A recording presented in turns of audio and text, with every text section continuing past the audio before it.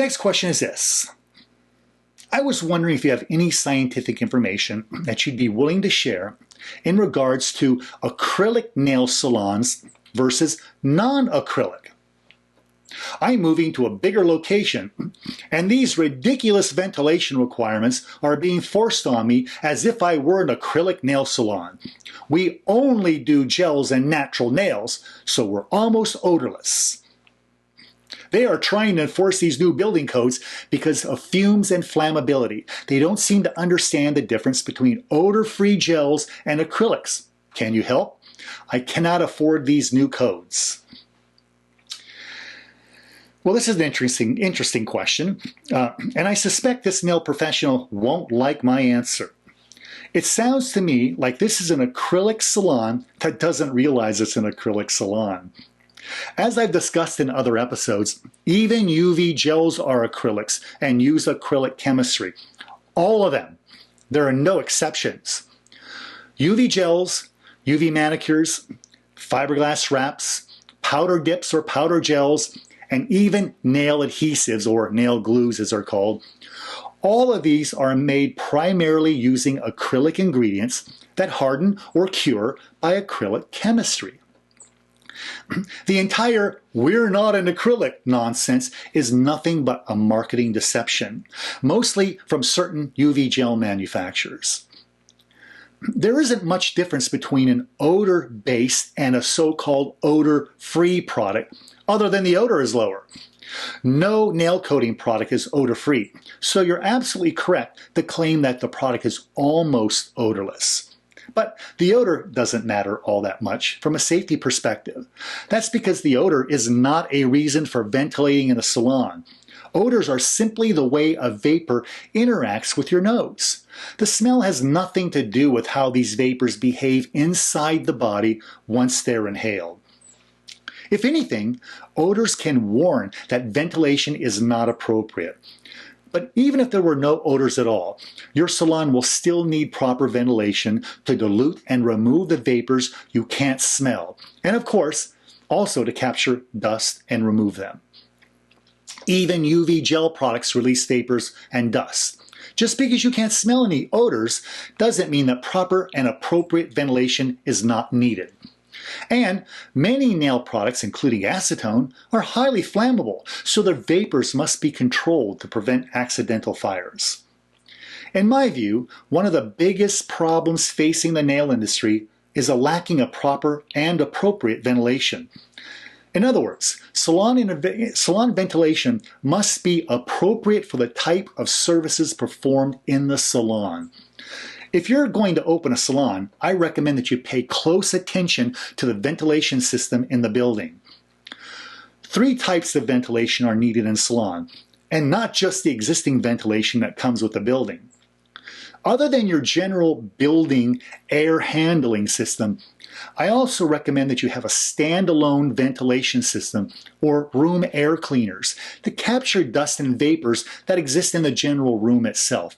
But most importantly, I recommend using a source capture ventilation system at each nail table. A source capture ventilation system is one that's designed to catch most of the dust and vapors right at the source, so these never escape into the room for others to breathe. Then the air cleaner removes the vapors and dust that do escape away from the table into the room. General building ventilation is there to provide you with a fresh supply of air from the outside and to prevent carbon dioxide levels from building up inside the room. We don't think of excess carbon dioxide as harmful, but it can be in high concentrations. High levels of carbon dioxide are an indication that the salon's ventilation is poor, and these high levels of carbon dioxide can make nail technicians feel tired, listless, and even affect motivation. Many problems in the nail industry would be solved if nail professionals and salons took ventilation more seriously and stopped trying to avoid the expense. Proper ventilation is important and necessary, and it's important and necessary expense. If you can't afford to ensure proper ventilation in a salon, you have no business owning a salon, in my opinion. Basically, there are 4 types of ventilation systems: I'll list them for you. They are: 1. Completely ineffective and inappropriate systems that just waste your money. 2. Barely effective systems which fool people into believing they're useful when they're really not. 3. Good systems that perform adequately and ensure good air quality. 4. Excellent systems that work very well to help ensure good air quality. I'm constantly being asked which companies make the best ventilation systems. I don't know the answer to this question because I've not evaluated them all. Now, some have taken my answer as dodging the issues. For those of you who follow my work, know that I am not known for dodging important issues. I just don't find it useful or necessary to talk about specific brands. But in this case, this topic is so important to the salon industry that I'm going to break a rule of this video series, and I'm going to recommend 2 brands of ventilation systems that I believe all salons should consider. I don't represent these brands. I'm not being compensated or paid in any way for mentioning these. I'm doing this only to give salons a direction to look so they can avoid ventilation systems that are not effective. The 2 companies I presently recommend are, for those of you living in Europe, I recommend a company called Filtronics AB. For the United States, I recommend a company called Aerovex Systems. Both of these companies make effective salon ventilation systems that capture both dust and vapors. Now, of course, there may be other companies making good ventilation systems that I may be unaware of, but should know about. If you know of any vapor and dust ventilation systems that you've had good experiences with, please contact me at dougschoonsbrain@gmail.com. I'm always very interested in learning about any other companies that are selling quality ventilation systems both for dust and vapors and for salon use. In the meantime, I'm going to provide a website link to both of these companies so you can evaluate their information and their devices for your salon.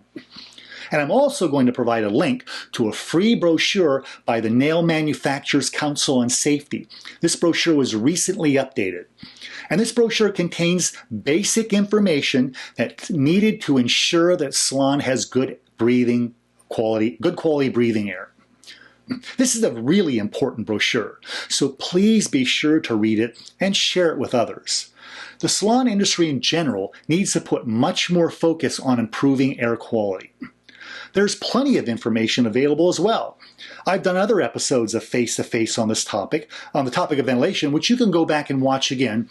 And I have 2 full chapters in my book, Nail Structure and Product Chemistry, 2nd edition, which will answer your ventilation questions in much more detail. You can get information about my book by visiting www.dougschoon.com.